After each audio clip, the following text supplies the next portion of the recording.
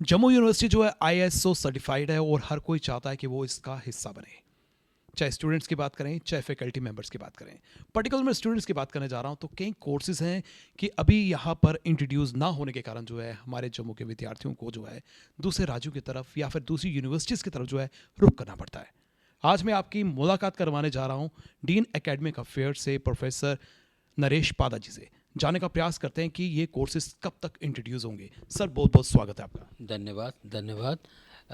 जैसा कि आपने कहा कि जम्मू यूनिवर्सिटी ISO सर्टिफाइड है, मैं उसको ऐड करूँगा। Jammu university A+ NAC accredited university है और ये जो top 10 state universities among the country उसमें आइडेंटिफाइड है और उसके तहत हमें 100 करोड़ रुपया ग्रांट जो है, स्पेशल ग्रांट मिली है to spend within a shortest possible time to raise the infrastructure और करिकुलम रिफॉर्म्स। तो उसी से मैं ऐड करता हूँ कि इसी के तहत हमने करिकुलम री इंजीनियरिंग और री डिज़ाइनिंग में कीपिंग इन व्यू जो रियल वर्ल्ड इश्यूज़ हैं या आउटकम बेस्ड गोल सामने रखते हुए हमने जितने भी डिसिप्लिन्स हैं उनके सारे करिकुलम को रिफॉर्म किया है। उसको हमने सेशन 2020 से शुरू करना था, लेकिन कोविड के रहते क्योंकि इंफ्रास्ट्रक्चर बनाने में थोड़ी देरी लगी, तो अब हम उसको 2021 से शुरू करेंगे। सर, 2020 में जो है काफ़ी लॉस भी हुआ है, जिस तरह से हर क्षेत्र जो है प्रभावित हुआ ड्यू टू कोरोना। तो पर्टिकुलर कुछ कोर्सेज थे जिनको इंट्रोड्यूस किया जाना था, लेकिन जिस तरह से आपने भी इशारा किया कोविड चल रहा था इसलिए इंट्रोड्यूस नहीं कर पाए। तो एक्सपेक्टेड है कि 21 में जो है इनको इंट्रोड्यूस कर दिया जाएगा। जी, मैं नाम लेता हूँ जो कोर्सेज़ इस बार हमारी जो हाईएस्ट बॉडी है यूनिवर्सिटी काउंसिल ने अप्रूव किए लेकिन हम इम्प्लीमेंट नहीं कर पाए।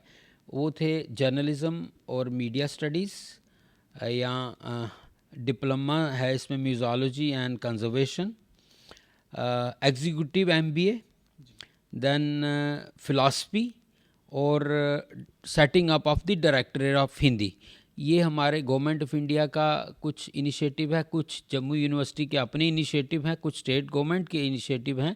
ये कोर्सेज़ हमने इस सत्र से शुरू करने थे, लेकिन कोविड से सारा सिस्टम जो है महीनों तक बंद रहा और उस बंद रहने की वजह से हम इन प्रेपरेशन नहीं कर पाए जो हमने एकेडमिक या इंफ्रास्ट्रक्चर करनी थी या फैकल्टी अपॉइंट करनी थी।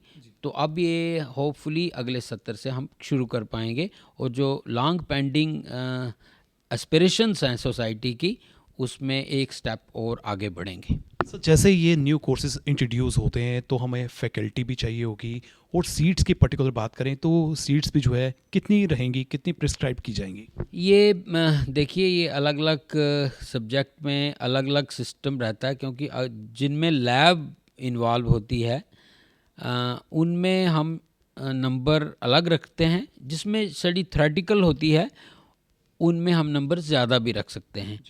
तो लेकिन ऑन एन एवरेज जो नॉन प्रैक्टिकल बेस्ड होते हैं उनमें 60 के आसपास हमारा नंबर रहता है। ऑफ कोर्स रिजर्वेशन डाल के ये नंबर फ्लक्चुएट करता है।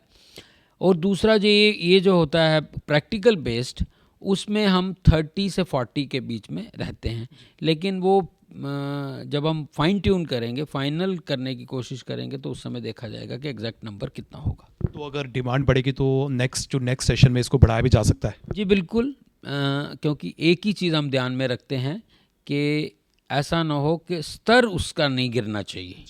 क्वालिटी को कंप्रोमाइज़ किए बिना जितना ज़्यादा से ज़्यादा स्टूडेंट इनटेक हो सकती है, ये देखते हुए कि सोसाइटी में उसकी कितनी रिक्वायरमेंट है या कितनी नीड है, तो हम उस हिसाब से नंबर डिसाइड करते हैं। वही जैसे मैंने कहा कि ज़्यादातर कोर्सेज जो यूनिवर्सिटी में हैं वो 60 के आसपास हैं या 40-45 के आसपास हैं। सर, जैसे कि अभी न्यू कोर्सेज ऐड ऑन होने जा रहे हैं, लेकिन कुछ ऐसे कोर्सेज अभी भी हैं जिनको ज़रूरत है जम्मू यूनिवर्सिटी में शामिल करने की। जैसे हम मास्टर्स इन सोशल वर्क की बात करें या फिर अन्य कोर्सेज की बात करें, क्या उनको भी कभी टाइम आएगा कि उनको भी जगह मिलेगी? लगातार यूनिवर्सिटी लगातार आगे बढ़ने वाला एक अदारा है। वही मैंने कहा कि हम क्वालिटी कंप्रोमाइज़ किए बिना जो जो अकोमोडेट कर सकते हैं वो करते हैं। बाकी यहाँ तक आपने सोशल वर्क का कहा, ये it's very closely related to sociology. तो हमारे पास सोशियोलॉजी का एक वेल एस्टेब्लिश्ड डिपार्टमेंट है। तो अगर ऐसी डिमांड सोसाइटी की तरफ से आती है तो हम इसको करने में हमें कोई ज़्यादा मुश्किल नहीं होगी, हम आसानी से अच्छा कोर्स एक सेटअप कर पाएंगे। सर, एजुकेशन कहते हैं कि हर व्यक्ति का, हर बच्चे का राइट है। पर्टिकुलर मैं डेफ बच्चों की तरफ आपका ध्यान केंद्रित करना चाहूँगा कि डेफ बच्चों के लिए जो है स्कूल के बाद कॉलेज का प्रावधान जम्मू में नहीं है। क्या इसके लिए कोई योजना या कोई प्रपोजल आने वाले समय में होगा? जी बिल्कुल। जैसे यूजीसी के गाइडलाइंस आई थी कि जिसमें जो भी फिज़िकली चैलेंज्ड उन्होंने नाम दिया था उनकी फैसिलिटीज़ क्रिएट करना, तो वो हमने वो इंफ्रास्ट्रक्चर अपने जो नए अपग्रेडेशन शेड्यूल उसमें डाला। ब्लाइंड के लिए भी डिमांड आई, तो उसके लिए भी एक कोई ऑटोमेशन या ऑनलाइन और ये कंप्यूटराइज्ड सेटअप था, वो भी हमने कुछ डिपार्टमेंट्स में सेट किया।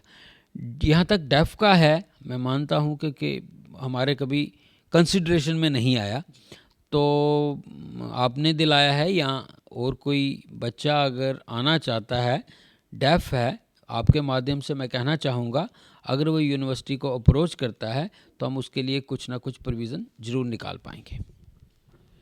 ये हैं प्रोफेसर नरेश पादा जी, जिन्होंने इशारा कर दिया कि आने वाले समय में जो है कोर्सेज़ को इंट्रोड्यूस किया जाएगा, और जो कोर्सेज़ अभी फ़िलहाल इंट्रोड्यूस होने के दायरे में नहीं हैं उनके बारे में विचार विमर्श किया जाएगा, और आने वाले एकेडमिक सेशंस में सभी कोर्सेज़ को जो है जगह मिलेगी। सभी स्टूडेंट्स जो हैं, जो राइट टू एजुकेशन है वो ले सकते हैं, और ख़ासकर डेफ की तरफ भी इन्होंने इशारा कर दिया कि आने वाले समय में जो है उनके लिए भी कोई ना कोई योजना ज़रूर बनाई जाएगी। इसी के साथ हमारी पूरी टीम को दीजिए इजाज़त, फिर मिलेंगे, नमस्कार।